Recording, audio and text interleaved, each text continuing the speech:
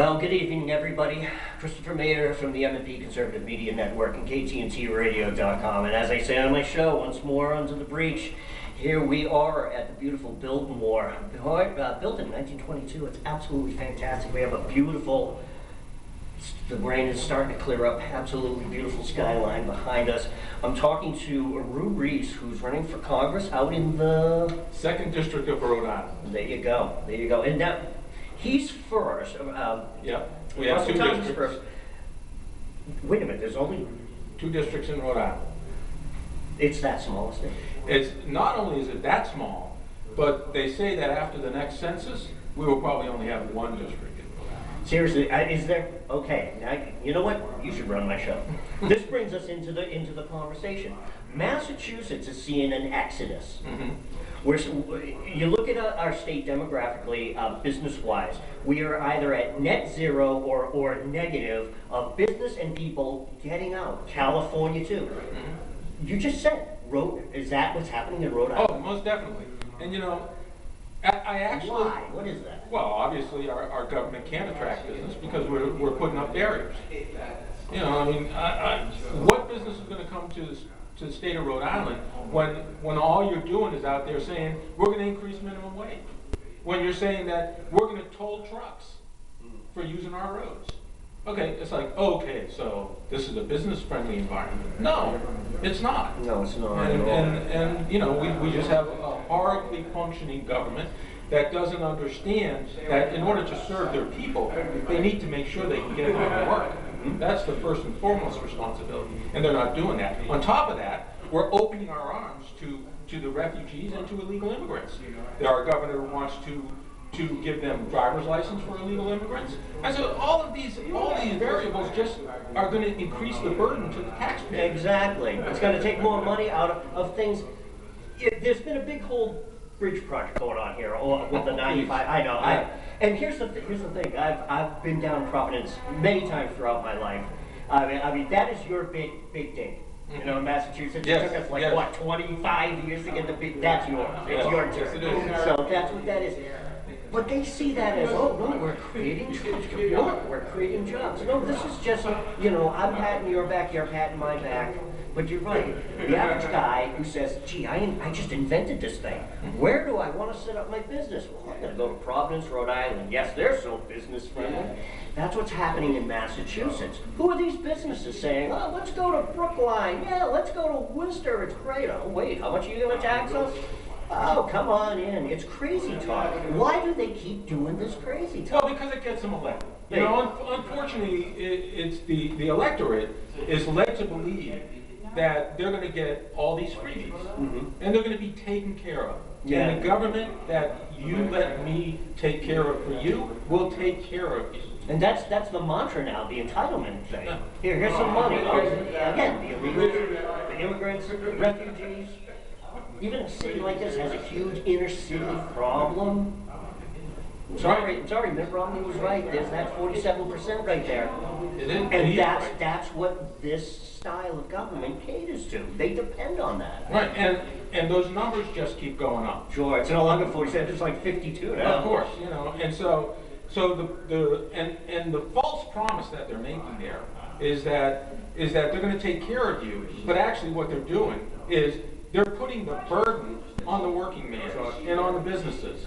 And so the businesses recognize that, and the working man recognizes that. And so what do? Well, we are the 50 United States of America. And they go to the states that aren't doing that. And that's why the southern states, you know, the ones where they recognize that we don't need the government to set the minimum wage. We'll let business set the minimum wage. As businesses continue to come in, and there's not enough of a workforce, then that drives wages up. And that brings more people to the state. And that's old-fashioned supply and demand. Hello, i.e. business. I remember, you're probably not a big Clinton fan, neither am I, but I do remember the 90s. You couldn't swing a cat without seeing signs. Not only help wanted will pay you a sign-up bonus, it was really something. Of course, that was short-term. It didn't last that long. Even, I had some other conversations on my show. We were talking about post-World War II. You couldn't swing a cat without hitting Made in the USA. that was the entire impetus. That's why we became the biggest, healthiest, wealthiest country in the world. Today, and I was talking to my wife, I'm down here, 2/3 of our budget now is we're an entitlement nation. We're not a producing nation. Right. You could say we're a debtor nation. No, we're an entitlement nation. It's the free money. It's the cash cow. A friend of mine called them the welfare warriors. Right. You know, and the funny thing, when we start talking about entitlements, I consider entitlements, I mean, sure, there are people who need it. People who don't have the ability to take, and you'll always have, you know, and we need to recognize that, and we need to take care of those. But then there's the evil part of entitlements. The part that when you give them those entitlements, you take away their drive to take care of themselves. And that is evil. And we wonder often, and I saw some statistics not too long ago showing how much more antidepressant medicines are being prescribed, and how it's been rising. And it's all correlated to entitlements and dependency. I remember when I was young, when I was a teenager, and I was starting college, and I couldn't wait to get out of my house. Not because I didn't love my parents, because my parents were fantastic, and you had stuff to do. But that's why you wanted to be on my own. And the greatest feeling that I had was the day that I moved out and I had my own apartment, and I was paying my own rent, and I was going to school, and I had a part-time job, and then I had another part-time job, and I was on my own. And it's such an exhilarating feeling. But now we've got entitlements that have made everybody dependent on the government, and what do we see? Depression.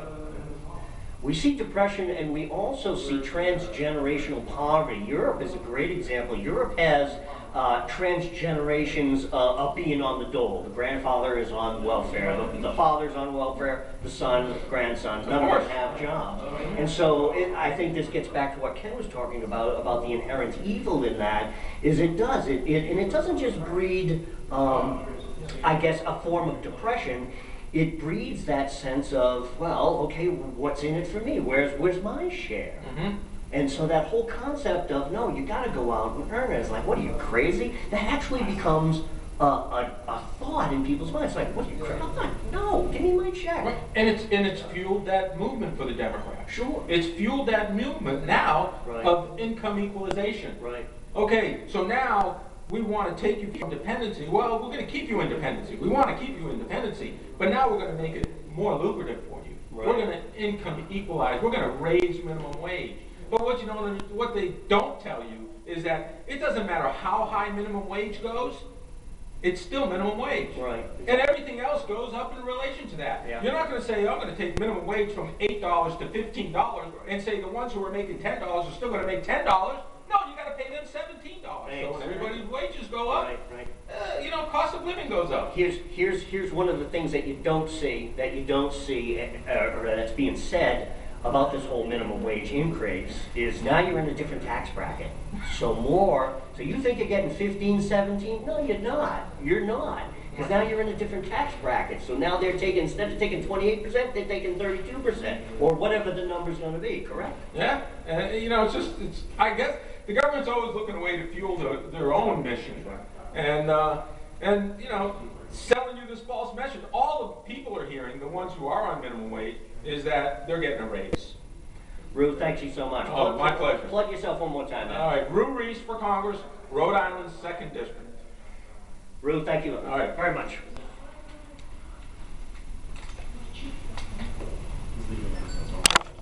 Chris, we're all good? We're all good.